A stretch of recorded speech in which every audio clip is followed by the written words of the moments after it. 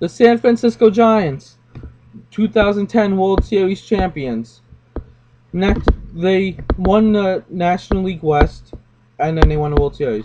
54 years since their last World Series reign, and it was 54 years since the Giants moved to San Francisco. They had an amazing lineup this past year. We had some guys who were down, but they're gonna come back next year. They had Buster Posey, who's their catcher, who also won Rookie of the Year. No surprise there. A .318 batting average with 18 home runs. And then you have Pablo Sandoval, who had down Aubrey Hoff, Cody Ross. But now for next year, okay? Next year you're gonna see Buster Posey he's gonna go down from .318 to a .297 batting average.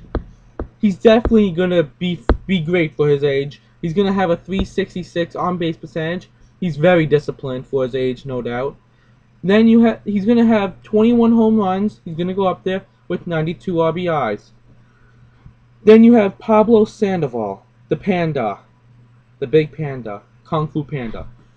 Sandoval next year, he had a down year this past year, no doubt about it. Okay, they didn't even play him in some games in the postseason just because they thought he would hinder it. But that was a good call because they won. But Sandoval is definitely going to have a comeback. Like in 2008, 2009, when he hit .320 with 20 home runs, he's going to go back to that kind of season. Sandoval next year, if all goes well health-wise. Oh, also he lost some weight as well, so that's going to be good too. He's going to hit .295 with a .346 on base percentage. He's going to be that feared batter again that he once was in 2009. He's going to have 19 home runs with 86 RBIs. He's going up there again. He's definitely a great defensive third baseman, strong arm, good accuracy, can cause an error here or there, but most of the time he's solid. Then he's very clutch as well. Then you have Aubrey Hoff, who's going to go .273 with a .349 OBP. He's going to have 25 home runs with 93 RBIs. Then you got Ross, who was the postseason MVP. Ross next year is going to go .269 with a 3.18 ERA. 3.18 on base percentage. He's going to have 18 home runs with 68 RBIs. It's his average one. He's not really a power guy, but he's decent. Pat Burrell is the outfielder who's going to go .239. Horrible average, I know. But with a 3.42 on base percentage. That's great. That's over 100. That's 103 points higher. He's gonna go down on his average with home runs from around the 32 to 26. He's gonna hit 26 home runs next year with 73 RBIs. Then you got Miguel Tejada, who they acquired from the Houston Astros.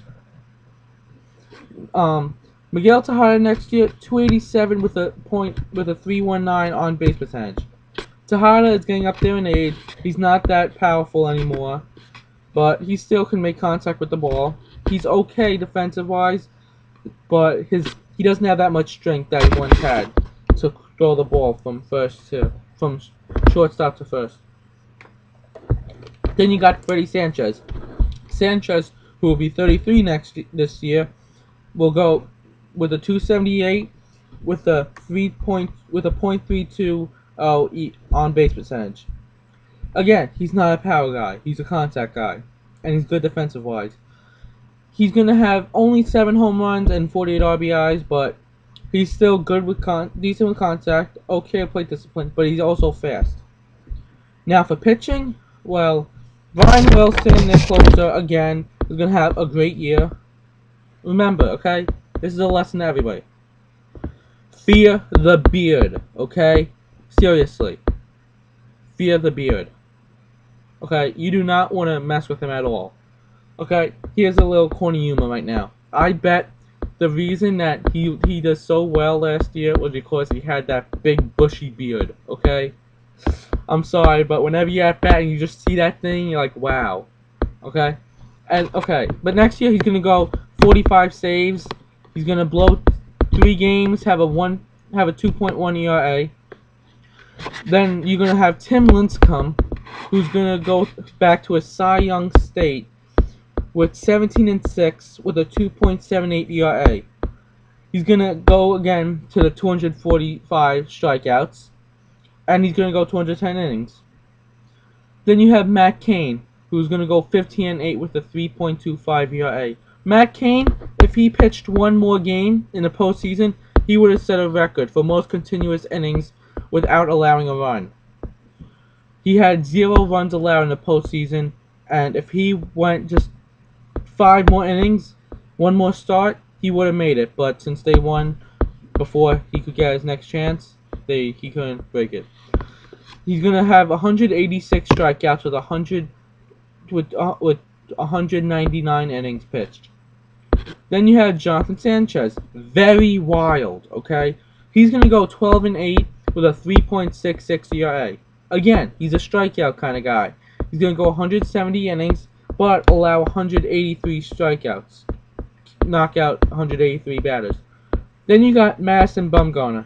Bumgarner was definitely great in his rookie season. He's only 21 years old, and he had a 3.1 ERA last year.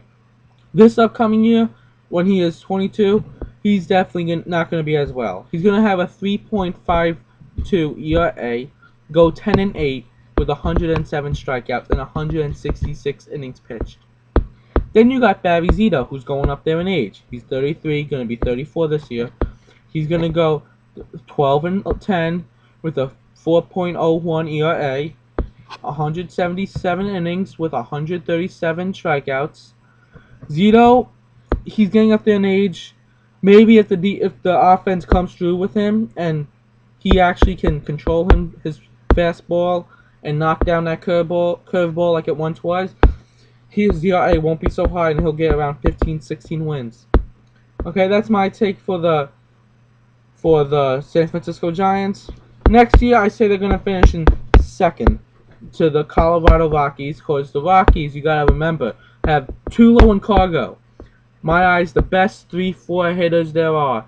You saw their averages, 320, 330, their home runs, 28, 34, RBIs, 194, okay?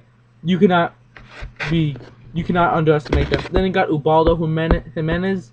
They got fantastic lineup, okay? That's my take on the San Francisco Giants projections for 2011, okay? Thank you, and have a nice day. Peace.